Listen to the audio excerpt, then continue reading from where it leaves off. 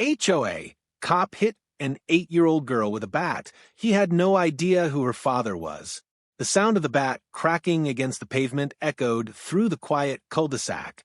Then came the scream, high, sharp, and haunting. Neighbors froze. A pink bicycle toppled to the ground. An 8-year-old girl lay, crying, her tiny hands trembling as blood trickled down her knee. Standing over her was a man in a dark HOA uniform, the word security printed across his vest.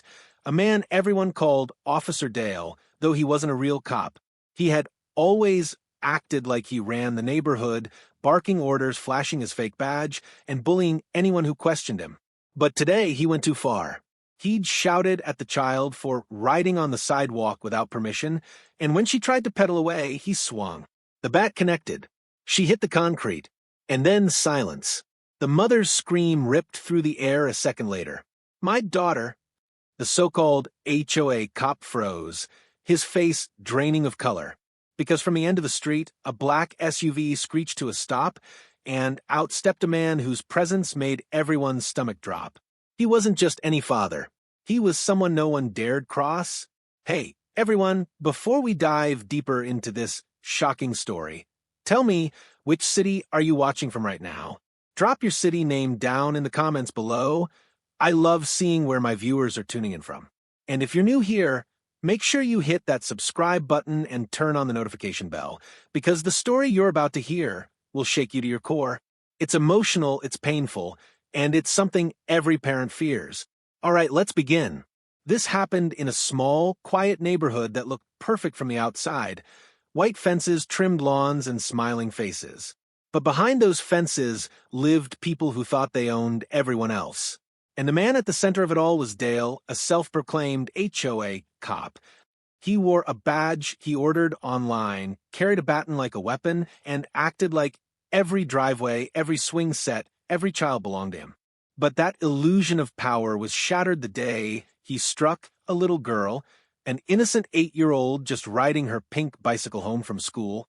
What he didn't know was that her father wasn't just another resident.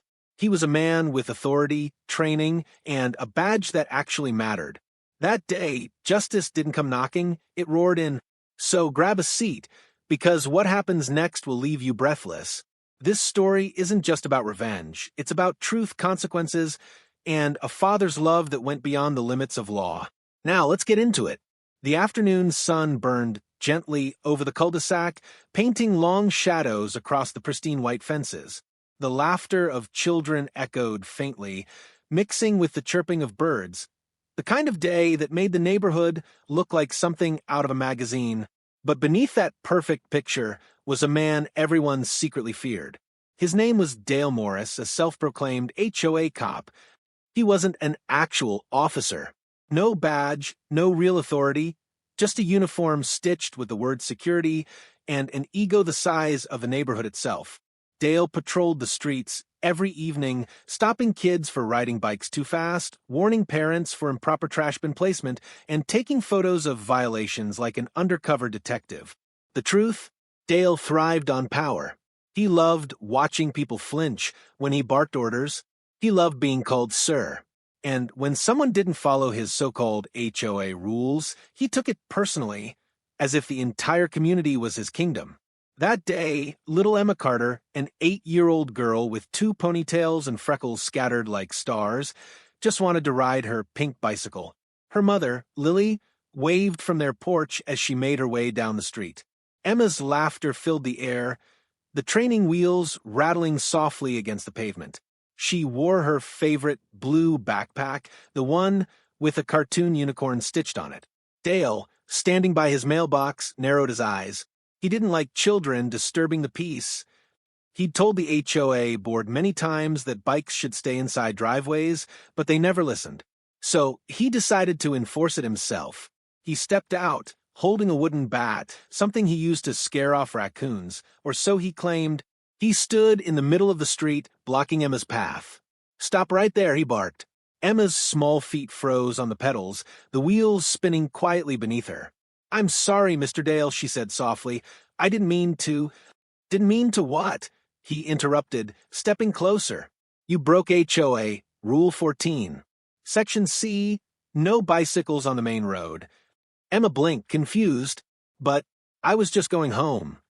Her innocence, her trembling voice, it only seemed to fuel his irritation.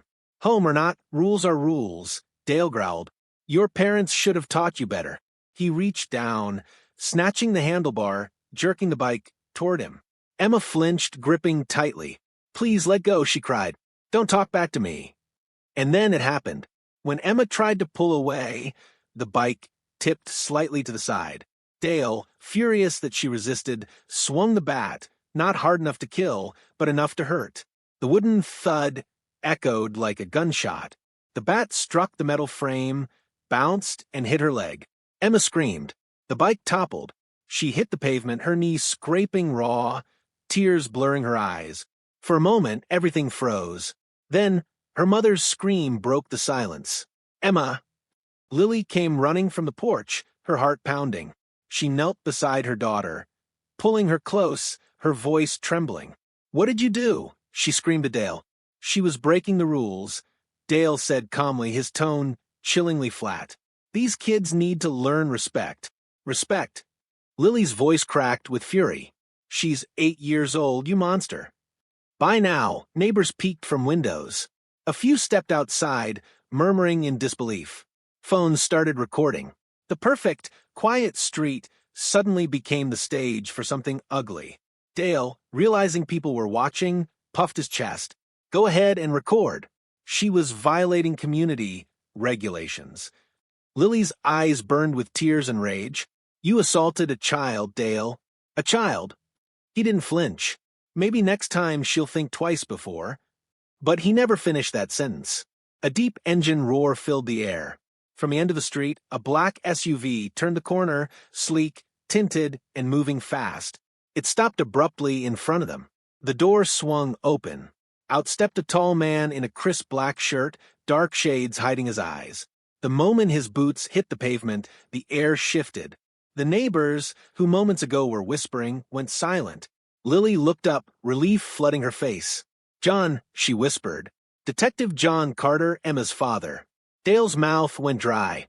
He'd heard the name before, the quiet man who worked long hours downtown, the one who rarely attended HOA meetings. He never realized what John actually did. John didn't say a word at first. He walked past Dale and knelt beside Emma. His hand trembled as he brushed the hair from her face. Hey, baby, he whispered softly. You okay? Emma sniffled, nodding weakly. He hit me, Daddy. Those words hit John harder than any punch could. He stood up slowly, his jaw tightening, his face pale, with contained fury.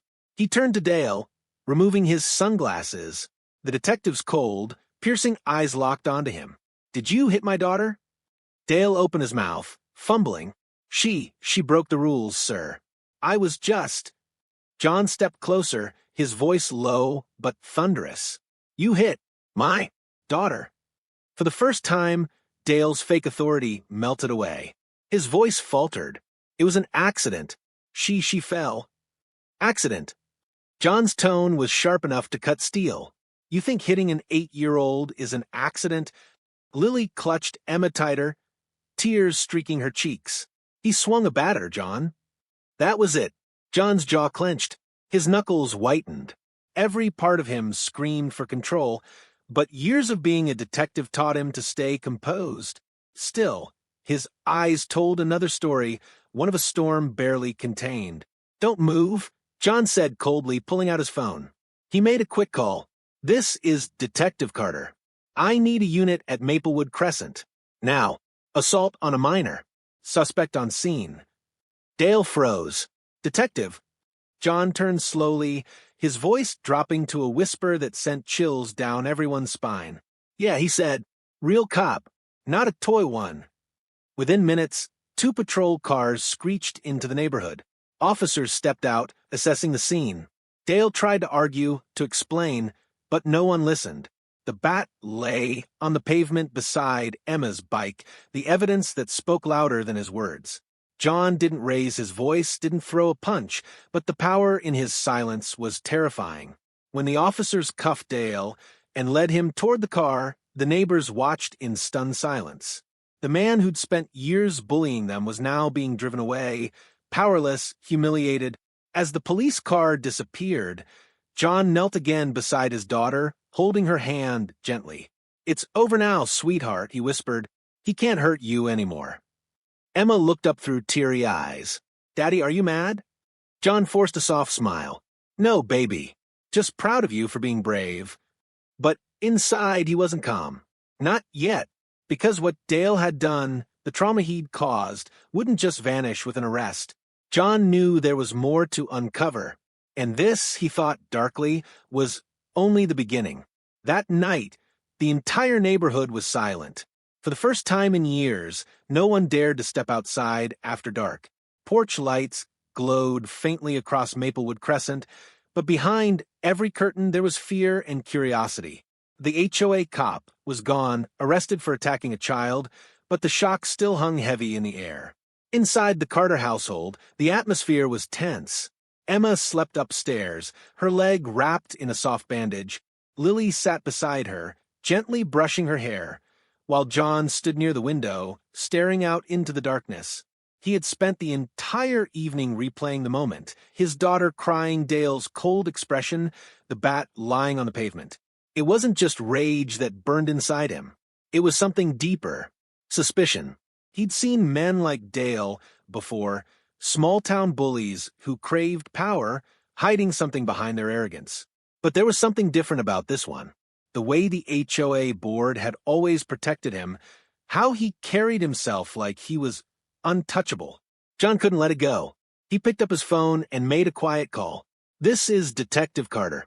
I need access to a background check. Name, Dale Morris. Date of birth, 1977. Last known employment, Maplewood Homeowners Association Security." He paused. "Flag it urgent." When John hung up, Lily turned toward him. "Can't you just let it go for tonight?" she asked softly, exhaustion heavy in her voice. "He's already in custody. Emma needs you here." John sighed, sitting beside her. "I know, honey, but I can't shake the feeling that something's off." He wasn't just some fake cop who got angry. That man looked trained. Lily frowned. "Trained?" "Yeah," John said, his eyes narrowing. His stance, his grip on that bat, that's muscle memory. And the way he didn't panic when the neighbors started filming, that's not normal for a fraud. He was too calm, too confident. A soft knock came from the door downstairs. John tensed instantly. He reached for the gun holstered by the window sill, his off-duty weapon. "Stay here," he whispered. He crept down the stairs, the old wood creaking under his boots. When he opened the door, a familiar face greeted him, Officer Ruiz, one of his trusted colleagues. "John," Ruiz said quietly, stepping inside. "Sorry for showing up unannounced. I just came from the station. Thought you'd want to see this." He handed John a manila folder. Inside were documents, arrest records, fingerprints, and a photo of Dale Morris. But the first thing John noticed wasn't his face, it was the line under occupation history. Former police officer, dismissed from service 2012. John's brows furrowed. He was a cop? Ruiz nodded grimly. Fired for excessive force. 2 counts of assault. 1 internal complaint for tampering with evidence. John felt his pulse quicken. And how the hell did he end up as an HOA enforcer? Ruiz shrugged. After his dismissal, he worked private security for a few companies. Bounced around for years. Then somehow landed here. The HOA hired him directly, no background screening. My guess? Someone on the board pulled strings. John exhaled sharply. So this wasn't random. He's been hiding in plain sight. Ruiz nodded. There's more. He pulled out another page, a photo from Dale's home inspection. Look at this. The photo showed a garage full of equipment, police radios, tasers, riot gear, even traffic cones marked authorized personnel only. John's jaw tightened. He's been playing cop. Yeah, Ruiz said, but not just playing. He's been recording residents, tracking vehicles, keeping files on people. We found folders labeled with addresses, including yours. John's eyes snapped up. Mine. Ruiz nodded grimly.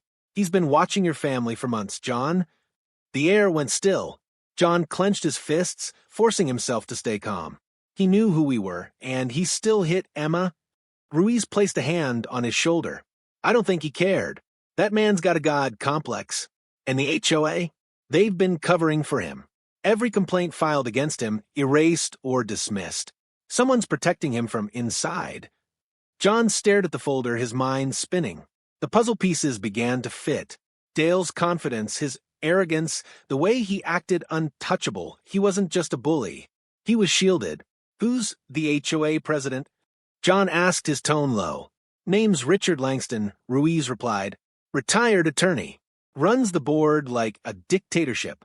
We've had complaints from other residents about his shady practices, unfair fines, property seizures, even threats.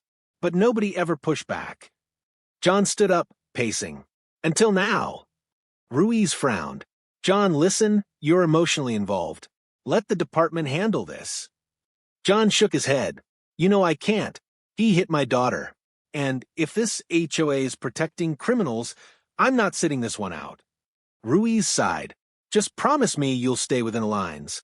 John gave a tight smile. I'll stay close enough. The next morning, John walked down Maplewood Crescent, the same street where Emma was hurt. The neighbors whispered as he passed, some offering nods of support, others avoiding eye contact out of fear. He stopped in front of the HOA office, a small brick building with a polished sign, Maplewood Homeowners Association, Community First. Inside, everything looked clean and professional. Too clean. Behind the front desk sat a middle-aged woman with a stiff smile. Good morning, Mr. Carter. Can I help you? I need to speak with Richard Langston, John said flatly. She hesitated. He's not in right now. John placed his badge on the counter. Detective Carter. He'll want to make time. Her eyes widened. Within minutes, Richard Langston emerged from his office, tall, silver-haired, dressed in an expensive suit. He extended a polite smile that didn't reach his eyes. Detective Carter, he said smoothly. I heard about the unfortunate incident. Rest assured, the board will take appropriate action against Mr. Morris. John studied him carefully. Appropriate action? He assaulted an 8-year-old with a bat. You hired him without a background check. You let a dismissed cop patrol a neighborhood full of children. Langston's smile flickered. Now, detective, let's not jump to conclusions. Dale's been a valued part of our community security team. Security team? John interrupted. You mean your personal enforcer? He's been keeping files on residents, including me. You know anything about that? Langston's expression hardened. Watch your tone, detective. This isn't a police station. John leaned closer, his voice dropping to a dangerous calm. No, but it could be. For a long moment, neither man spoke. Then Langston straightened his tie and smirked. You're making a mistake, Carter. Dale acted on his own. If you try to dig deeper, you'll find it complicated. Complicated? John repeated quietly. I've dealt with complicated before. He turned and left the office, his pulse racing. Langston's composure, his confidence, it mirrored Dale's. There was a chain of power here, one that went far beyond HOA rules. As John stepped outside, he glanced across the street and froze. A black sedan was parked by the corner. The driver wore sunglasses, pretending to read a newspaper. But John recognized the subtle movement of a hand resting on a holstered weapon. Someone was watching him. He walked calmly to his car, every instinct on high alert. If Dale was just the tip of the iceberg, John knew one thing for certain: the HOA wasn't just corrupt. It was dangerous. And now, by confronting them, he had made himself their next target. John Carter drove slowly through Maplewood Crescent, his eyes flicking between the rearview mirror and the road ahead. The same black sedan was still trailing him, always staying just far enough to look casual, but too precise to be random. He'd dealt with tails before. But this one was different. Quiet, professional, almost government clean. John's mind replayed Richard Langston's smug expression in the HOA office. The way the man spoke with arrogance, as if untouchable. That fake politeness, the veiled threat. If you dig deeper, you'll find it complicated. John knew what that meant. It wasn't a warning, it was a challenge. He turned down a side street, pulling into a gas station. The sedan kept going, disappearing around the bend. John parked, got out, and leaned against his SUV, pretending to check his phone. His reflection in the window showed his own face, calm on the outside, but inside he was boiling. He opened his contacts and called Ruiz. "Talk to me," he said. "What did you find on the HOA board?" Ruiz exhaled heavily on the other end. "You're not going to like it. Half that board's funded by a private security contractor called Sentinel Residential Enforcement. Guess who founded it?" John's jaw clenched. "Langston." "Bingo," Ruiz confirmed. "And guess who their first field supervisor was? Dale Morris." John's eyes darkened. "So, the HOA was never about community safety. It's a cover." "Looks like it," Ruiz said. "They've been installing safety cameras all over Maplewood, but the data's not going to the HOA servers. It's going to Sentinel's private network." John straightened, his pulse quickening. "You're telling me they're running surveillance on their own residents?" "Not just surveillance," Ruiz said. "Facial recognition, plate scanners, movement tracking. This is next-level stuff. Somebody's collecting data and selling it." John's mind flashed to Emma, his little girl, the pink bicycle, the street cameras mounted on light poles. He'd always assumed they were harmless, for safety. But now, every blinking red light felt like an eye watching them. "Get me the warrant request," John said coldly. "We're going to crack this open." That evening, John returned home. The street looked the same, trimmed, hedges, porch lights glowing, neighbors pretending everything was fine. But now he saw it differently.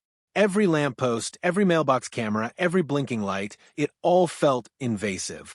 Lily met him at the door, her face worried. "You didn't sleep last night. You need a rest, John."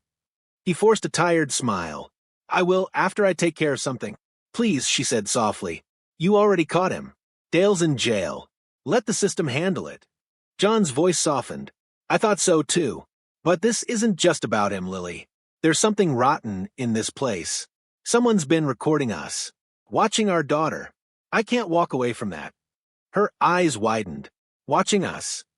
He nodded. "Every house here is under surveillance. But the feeds aren't going to the HOA. They're going somewhere else, to a company Langston controls." Lily took a step back. "John, that's illegal." "That's why I need proof," he said. "I need something solid before they cover their tracks." He kissed her forehead, gently. "Keep the doors locked. If anyone comes asking questions, call Ruiz." At midnight, the neighborhood was still. Only the faint hum of streetlights filled the air. John parked a block away and walked quietly toward the HOA office. He wore black jeans, gloves, and a small flashlight clipped to his vest. Years of detective work made his movements precise, silent, and deliberate. He reached the side of the building, crouching near a power conduit. There, just as he suspected, a hidden cable branching from the main camera feed. It ran underground toward the back storage unit marked authorized personnel only. He smiled grimly. "Gotcha." Picking the lock took seconds. Inside, he found rows of humming servers, blinking LEDs and monitors displaying live footage from across Maplewood Crescent. Driveways, backyards, porches, every inch of the neighborhood. He felt a cold wave crawl up his spine. They're watching everyone. He connected a flash drive and started copying data. The screen flickered, showing directories labeled by addresses: 101 Maplewood, 103 Maplewood, 105 Maplewood, and then 109 Maplewood. His house. He opened the folder. The first file name read, cam_109_living_0406.mov. John froze. Living room? There were no cameras inside his house. He clicked play.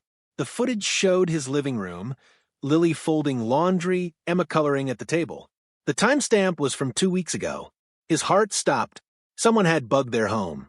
Then he noticed a faint reflection in the window, a small black dot above the curtain rod. A microcam. "Son of a," he whispered under his breath. He yanked the flash drive from the port and pocketed it. But just as he turned to leave, the monitor flickered again, and a voice came through the intercom. "Detective Carter, A smooth voice echoed through the room. You shouldn't be here. John spun around, gun drawn. Langston. On the monitor, Richard Langston's face appeared, calm and smiling. I told you it was complicated. How long have you been spying on people? John snapped. Langston leaned forward. It's not spying. It's protection. The residents don't realize how much safer they are because of me. Because of us. By recording children in their homes? John barked. By assaulting them in the street? Langston chuckled softly. Dale got emotional. But his orders were simple, monitor potential threats. You, detective, were one of them. John froze. Me? You don't belong here, Langston said smoothly. You and your family are outsiders. People talk. They wonder why a detective chose this neighborhood. They wonder what you're hiding. John's grip tightened on his gun. You're insane. Insanity is a point of view, Langston said. I built this system to maintain control. And now you've interfered. That makes you dangerous. Before John could respond, the server lights flashed red, an alarm blaring through the building. Langston's voice grew cold. Goodbye, detective. The monitors went dark. John turned and bolted out the side door. Behind him, a car engine roared to life. The same black sedan from earlier came speeding down the street. Gunshots shattered the night. John dove behind a wall, bullets sparking off the brick. He returned fire, hitting a headlight. The sedan swerved and vanished down the road. John breathed heavily, adrenaline rushing. He grabbed his phone and called Ruiz. Ruiz, it's Carter. They just made their move. Langston knows. He's running a full surveillance network, and he's got hired muscle. Ruiz's voice was tense. Where are you? Outside the HOA office. I've got footage inside homes, including mine. He's recording everyone. This isn't about HOA rules. It's a blackmail operation. Stay put, Ruiz said. We're coming. But John shook his head. No time. They'll wipe everything before you get here. He hung up, got in his SUV, and sped toward home. His only thought, Lily and Emma. When he burst through the front door, Lily was already awake, clutching a kitchen knife. John, what's happening? They bugged the house, he said breathlessly. Cameras everywhere, even in here. Lily's eyes widened. What? Where? He grabbed a chair, climbed up, and ripped a tiny black pinhole camera from the curtain frame. Here, and probably more. Emma stirred upstairs, calling faintly, Daddy? John forced a reassuring smile. It's okay, baby. Go back to sleep. But his tone betrayed the storm brewing inside. He placed the flash drive on the table. This is proof, Lily. Everything. Langston's behind it. The HOA's nothing but a cover for data theft and blackmail. They pick neighborhoods full of families with influence and record everything. Every secret. Every conversation. Lily's voice trembled. And Dale? Just the muscle, John said. The dirty hand that enforces fear. She looked at him, tears in her eyes. What are you going to do? John's eyes hardened. End this. But I need to make sure you and Emma are safe first. Outside, faint headlights glowed at the end of the street again. The same black sedan waiting. Watching. John stared through the window, whispering under his breath, You picked the wrong family. Because now, the hunter had just become the hunted. The morning after the attack felt strangely quiet, too quiet.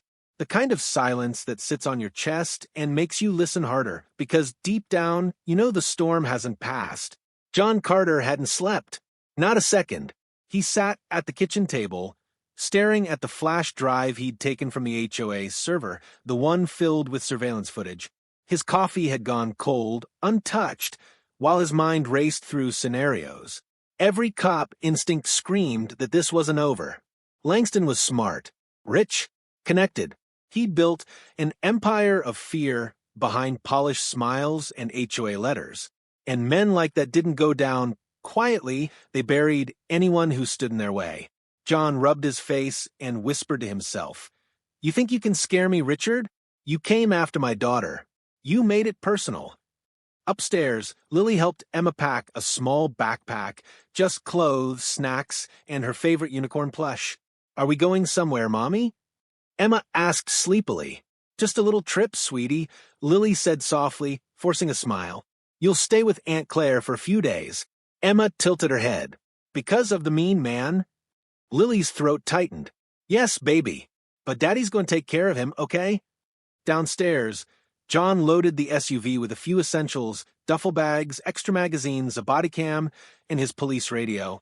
Ruiz had called earlier, promising to get a warrant, but John knew the legal process would take too long. Langston would erase everything by then. This wasn't going to be handled by the book. Not anymore. When Lily came down holding Emma's hand, John met her eyes. I need you to go to Claire's tonight. Don't come back until I call. Lily's lip trembled.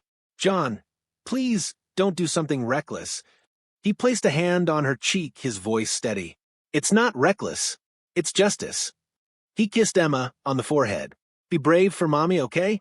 I'll be home soon. Emma smiled faintly. Promise. John forced a nod. Promise. 2 hours later, John parked near the entrance of Maplewood HOA headquarters, a small office disguised as community property management. But tonight it was empty. The blinds were drawn. The parking lot was vacant. He knew Langston wouldn't be here himself, but his system would be. John slipped on his gloves, walked around back, and used his universal key set to enter through the service door. The hallway lights buzzed faintly, casting eerie yellow shadows. He moved like a shadow himself, every step calculated. He'd spent years raiding drug dens and illegal fronts. This wasn't much different, except this time it was personal. He reached the main control room, the same one he'd seen last night. The smell of burning plastic hit his nose. Someone had tried to destroy evidence. He scanned the racks. Half the servers were melted, but the core storage drives were intact. And there in the center desk sat a glowing red light, a live transmission feed. Langston was watching. Detective Carter, came the familiar voice through the intercom. Back so soon. John smirked slightly. Guess you didn't expect your babysitter cams to turn on you. Langston chuckled. You're impressive, Carter. But you're predictable. You want to expose me. You think the police will believe you.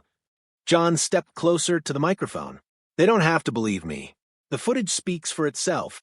Oh, you mean the one you stole? Langston said smoothly. You should check your pocket. John froze. He reached into his jacket, the flash drive gone. Before he could react, a laser dot appeared on his chest. A second later, glass shattered, a sniper shot grazed the wall behind him. John dove behind the desk, pulling his gun. Coward, he shouted. Langston's voice purred through the speaker. You've been a nuisance, detective. I thought maybe I could reason with you, but you made it personal. John rolled toward a side exit, ducking low as another bullet tore through the window. He fired twice in the direction of the light flash, then bolted out the door. Outside, rain had started to fall, light, cold, and steady. Across the lot, a man in black tactical gear loaded another round into a scoped rifle. John's instincts kicked in. He ran left, zigzagging, dove behind a parked car, and fired a quick shot. The bullet clipped the man's shoulder. The shooter staggered, cursing, and fled toward a black SUV. John gave chase, slipping on wet pavement. The SUV peeled away, tires screeching. He raised his gun, fired once, the rear window shattered. He stood in the rain, chest heaving, adrenaline burning through his veins. Langston wasn't bluffing. This was war now. Back in his car, John grabbed his phone and called Ruiz again. Ruiz, it's worse than we thought. Langston's got men on payroll, armed, ex-military. They tried to take me out. Jesus, Ruiz muttered. We've got internal affairs looking into Sentinel now. It's dirty all the way up. You have anything left from that flash drive? John clenched his jaw. He took it, but I know where he keeps backups. There's a private vault in his home office. If I can get inside, I can end this. John, Ruiz warned, you can't go alone. I don't have a choice, John said. They're already watching my house. If I wait, Lily and Emma aren't safe. He hung up before Ruiz could argue. That night, John parked down the street from Langston's mansion, a sprawling property at the edge of Maplewood, surrounded by iron gates and manicured hedges. Through the drizzle, He could see light coming from an upstairs study. He slipped through a side entrance, climbed over the fence, and moved along the shadows until he reached the back patio. Through the glass, he saw Langston sitting in a leather chair, sipping whiskey, watching live camera feeds on multiple screens. On one of them, John's own home. Rage flared in his chest, but he forced control. He picked the lock, slipped inside, and crept toward the study. Langston's back was turned. "I told you to monitor his movements," he was saying into his phone. "Yes, the wife and child, too. No mistakes this time." John stepped forward, gun raised. "Put the phone down, Richard." Langston turned slowly, calm as ever. "Ah, the detective himself. You're trespassing." "You're under arrest," John said coldly, "for illegal surveillance, child endangerment, conspiracy, and obstruction of justice." Langston laughed softly, swirling his drink. "You think a badge still means something in a world like this? I own half the department you work for." "Not anymore," John said. "You left me with no choice." He pulled out a small black device, his body camera blinking red. "You're live, Richard. Everything you say is being streamed directly to Ruiz and the chief." For the first time, Langston's smirk faltered. "You're bluffing." John stepped closer. "Try me." Langston's mask cracked. He lunged toward a desk drawer, but John fired a warning shot into the wall. "Don't," he warned. "It's over." Langston froze, breathing heavily. His hand trembled. "You don't understand what you're doing. There are bigger people involved." "Then start naming them," John said, "because once you're in cuffs, they'll forget your name." The front door burst open. Ruiz and a team of officers stormed in, guns drawn. "Drop the weapon." Ruiz shouted. Langston looked between John and the officers, his empire collapsing in seconds. Slowly, he raised his hands. John exhaled, lowering his gun as Ruiz cuffed the man. "You really couldn't stay home, huh?" Ruiz muttered. John managed a tired smile. "Told you I'd stay close enough." As Langston was led away, John stepped outside. The rain had stopped. The air felt cleaner. He looked up at the sky, finally breathing again. But deep down, he knew this wasn't truly over. There were names on those servers he hadn't seen yet. Other neighborhoods, other families. And somewhere behind another set of closed gates, someone else was still watching. He pulled out his phone, dialed Lily. When she answered, her voice was trembling. "John, are you okay?" He smiled softly. "It's done. He's gone." On the other end, he heard Emma's sleepy voice. "Daddy?" "Yeah, baby," he said, quietly, his voice breaking for the first time. "Daddy's coming home." 2 days after Richard Langston's arrest, Maplewood Crescent was quieter than it had ever been. The HOA sign had been taken down, the security patrol stickers peeled from street poles, and the neighbors, once fearful, were finally outside again. Kids rode their bikes freely, mothers chatted on porches, and for the first time in months, people smiled without glancing over their shoulders. But Detective John Carter didn't feel at peace. Not yet. He stood in his driveway, sipping from a paper cup of black coffee, watching Emma pedal her pink bicycle in slow circles near the curb, cautious, her leg still healing, but smiling again. That smile was everything to him. It was why he fought, why he risked everything, but deep down he knew it wasn't over. Because justice always leaves a mess behind. That afternoon, John sat in his study with Ruiz. Files, printed transcripts, and photos were scattered across the desk. On the laptop screen was Langston's confession video, captured from John's body cam. "I built the system to control them," Langston said on the recording, his voice calm even as he faced ruin. "You think power comes from money or titles, detective? No, it comes from knowledge, from secrets." Ruiz paused the video. Creepy bastard still thinks he's some kind of visionary. John leaned back, rubbing his eyes. And he's not wrong. The data he collected, people's private moments, their bank info, their faces, that's power. Whoever Langston was working for still has that data. Ruiz nodded grimly. IT traced the server pings. Before we raided his house, someone remotely accessed his cloud vault and downloaded everything. We're talking terabytes of footage. John sat up. "Where'd it go?" "Anonymous server offshore," Ruiz replied. "No trace. But it's public now." The words hit like a punch to the gut. Public. Ruiz nodded. The footage is leaking online. Random clips. Families, couples, kids. It's chaos. Every news outlet's on it. John's stomach turned. So, all those innocent people Langston spied on, they're exposed now. Ruiz hesitated. Including your family. John froze. What? Ruiz turned the laptop toward him. A video thumbnail showed a still image of John's own living room, Lily and Emma laughing together. It had already been viewed thousands of times. John's chest tightened, his pulse roaring in his ears. Those sick bastards, he slammed his fist against the table. I'll kill whoever posted this. Ruiz reached out. John, listen, we're trying to take it down, but once it's on the internet. I know, John said hoarsely. It's never really gone. He stood, pacing, his hands trembling. For years, he'd protected families from monsters like Langston, but now his own was the one being watched, dissected, replayed by strangers. Ruiz lowered his voice. We'll handle the fallout.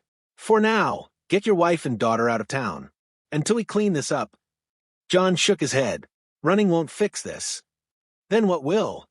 John turned toward the window, staring at the street that once felt safe, finding whoever's behind it. That night, John drove to the county jail. Langston sat in a glass visitation booth, cuffed, wearing an orange jumpsuit, but smirking like he still ran the world. Detective Carter, he drawled, leaning back. You look tired. John sat down, his expression unreadable. You sent those files to someone before we arrested you. Who has them? Langston smiled. You think you stopped me? You stopped one neighborhood. I built hundreds. You can't imagine how deep this goes. John leaned forward, eyes cold. You're going to tell me who's behind you? Langston chuckled. Behind me? Oh, John, I am the small fish. You should be asking about the ones above me. The ones who paid for that data. Law enforcement. Corporations. People you work with. John's jaw tightened. You're bluffing. Am I? Langston said. Did you think all those cameras were just mine? I was contracted. Every home I monitored was part of a pilot program, predictive crime surveillance. Guess who signed off on it? John's stomach dropped. The city? Langston's smile widened. Bingo. And now that you've exposed it, they'll come after you. Not to thank you, to bury you. John stood abruptly, slamming his palms on the glass. You hit my daughter. You blackmailed families. Don't pretend you were doing it for anyone but yourself. Langston tilted his head. Maybe, but your family was just collateral, detective. Every crusader loses something. For a moment, the only sound was John's heavy breathing. Then he turned and walked away, his mind spinning with dread. Langston's words weren't just taunts, they were warnings. The next day, John's fears came true. A black sedan parked across from his house again, the same model as before. No markings, no plates, just sitting there, watching. John walked outside, gripping his badge. Can I help you? He shouted. No answer. The tinted window rolled up, and the car drove off slowly. Inside, Lily's voice trembled. They're back, aren't they? John nodded grimly. They want to scare us. Make me stop digging. Lily placed a hand on his arm. Then maybe you should stop. Please, John. Emma's terrified. I can't keep living like this. John looked into her tearful eyes, the eyes of a woman who'd stood by him through everything, and felt the weight of it all. If I stop, they win. They keep watching, blackmailing, ruining people's lives. But if you keep going, she said softly, you'll lose us. The silence between them was painful, full of love and fear, all at once. John swallowed hard. I'll protect you both. I swear. That evening, he met Ruiz again, this time in an underground parking lot. Ruiz handed him a sealed envelope. What's this? John asked. An address, Ruiz said quietly. A private server farm outside town. It matches the IP routing from Langston's backups. If you're going to end this, that's where it starts. John exhaled slowly. You sure about this? Ruiz hesitated. No, but I know you'll go anyway. He gave John a firm nod. Just don't die doing it. John smiled faintly. I'll try not to. He drove alone that night, the city lights fading behind him as the road grew darker, lonelier. The rain had started again, light but steady, tapping against the windshield like a clock counting down. Finally, he reached the compound. It was disguised as a data storage center, silent, fenced, and unguarded except for a single security booth. John picked the lock, slipped inside, and followed the sound of humming generators. Rows upon rows of blinking servers stretched before him like an endless maze. He connected a hard drive to the nearest terminal and began downloading. The screen filled with files, labeled neighborhoods, street names, even government buildings. Maplewood was just one of many.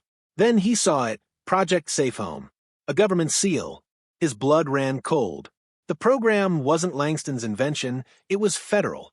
Langston had been the middleman. Suddenly, a voice echoed behind him. Detective Carter. He turned sharply. Ruiz stood there, gun raised. Ruiz? John's heart sank. Ruiz's expression was pained. I told you to stop, brother. Don't do this, John said quietly. You knew about it? Ruiz nodded slowly. They gave me a choice, help contain it or disappear like the others. John shook his head in disbelief. After everything we've seen, they're spying on kids, families. Ruiz's eyes glistened. You think I don't know that? But they own everything.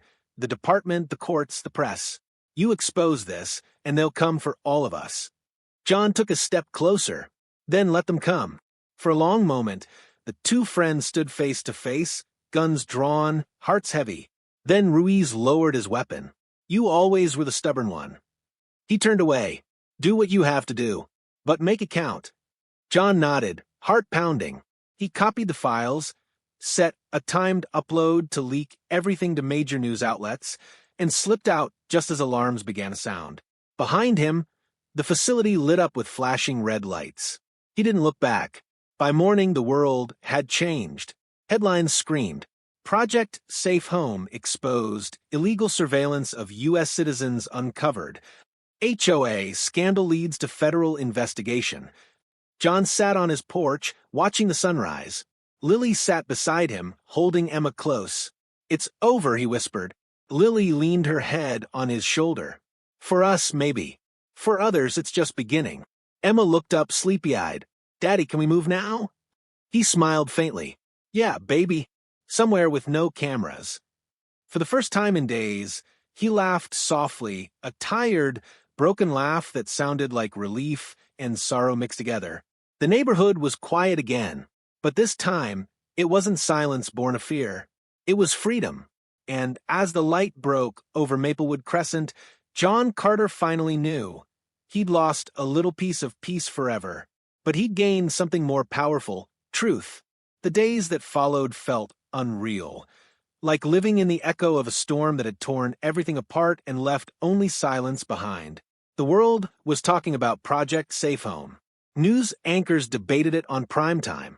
Protesters filled the streets outside city halls across the country, holding signs that read, "We are not experiments," and "Stop watching us." The headlines didn't mention John Carter by name, not at first, but when the leaked data was traced back to the Maplewood investigation, his face appeared everywhere. Detective exposes nationwide surveillance ring. Whistleblower or vigilante, the man who took down Safe Home.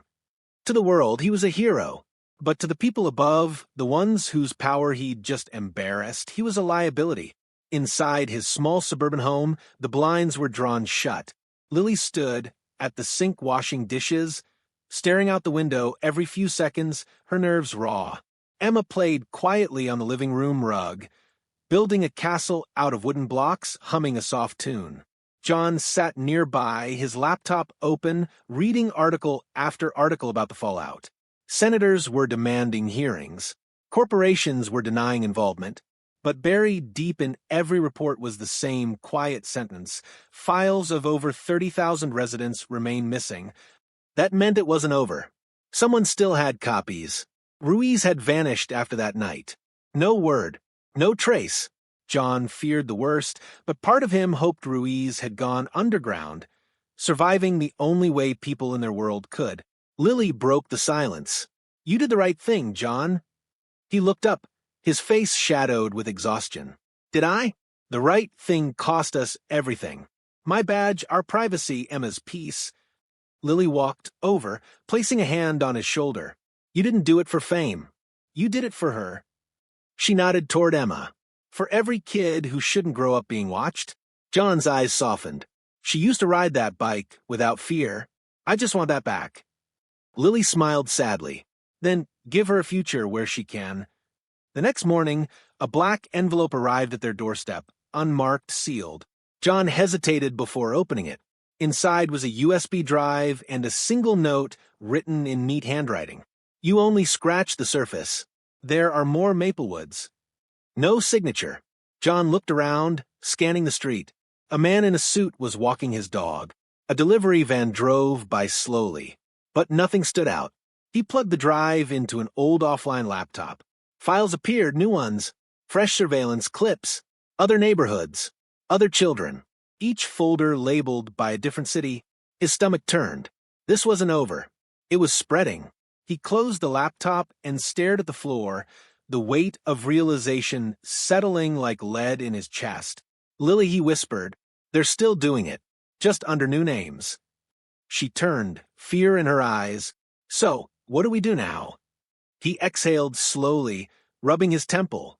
We move, start over, stay quiet for a while, but if they come for us again, we fight. Lily nodded. She knew that tone. It wasn't just determination. It was survival. That night, they packed what they could into 2 suitcases. Emma clutched her unicorn plush and looked around her room. Are we coming back? She asked softly. John knelt down, brushing a strand of hair from her face. Maybe one day, baby. But for now, we're going somewhere new, somewhere safe. Will there be bad people there? She asked. He smiled gently. There are always bad people. But good people fight them. That's what matters. Emma thought for a moment, then hugged him tightly. Then, I want to be good like you, Daddy. His throat tightened. He held her close, whispering, You already are. As dawn painted the horizon orange and gold, their SUV rolled out of Maplewood Crescent, the street that once looked like a dream and ended as a nightmare. John glanced in the rearview mirror one last time. The white fences gleamed in the morning light. The new residents who'd moved in would never know what had happened there, and maybe that was for the best. But as he drove, he noticed something chilling. At the far end of the block, a new construction truck was unloading equipment, the kind used for installing fiber optics and small camera domes. He gripped the steering wheel tighter. Different name, he muttered under his breath, same game. 3 weeks later, the Carter family lived under new names in a small coastal town. John took up work as a private investigator, quiet, anonymous, staying off the grid. Lily taught part-time at a local school. Emma had made new friends. Life was simpler, almost normal. But one evening, as John sat watching the sunset over the ocean, his phone buzzed with a restricted number. He hesitated, then answered. Detective Carter, said a familiar voice. Ruiz. There was a pause, then a low chuckle. Still breathing. Barely. Thought you should know. Your leak shook up the hornet's nest. Half the safe home officials have gone dark. But a new project's replacing it. Codename HavenNet. John closed his eyes, the weight of it crashing down. They never learn. No, Ruiz said quietly, but they adapt. So should you. Keep your head down. John nodded. You too, partner. The line went dead. He sat there for a while, the waves crashing against the shore, seagulls crying above. He thought of all the families still unaware they were being watched. All the children like Emma, growing up in invisible cages of technology and fear. He looked down at his phone, then at the horizon. Maybe one day, he whispered, we'll build a world that deserves them. The next morning, Emma ran to him, holding up her drawing, a stick-figure family under a bright yellow sun. Look, Daddy, it's us. John smiled softly. It's beautiful. But why doesn't our house have windows? She asked innocently. He froze for a second, then smiled again. Because sometimes, sweetie, it's better to keep the bad people from looking in. She nodded satisfied and skipped away. John watched her go, his heart swelling with love and sorrow all at once. Then he looked toward the horizon, the wind brushing through his hair, and he whispered, They can watch the world all they want, but they'll never watch your spirit. And if you're watching this story right now, ask yourself, how much of your life do you really own? Who's watching you when you think you're alone? Because sometimes the real villains don't wear masks or carry guns. They wear smiles, badges, and titles, and they hide behind words like safety and community. If this story moved you, drop your city's name in the comments.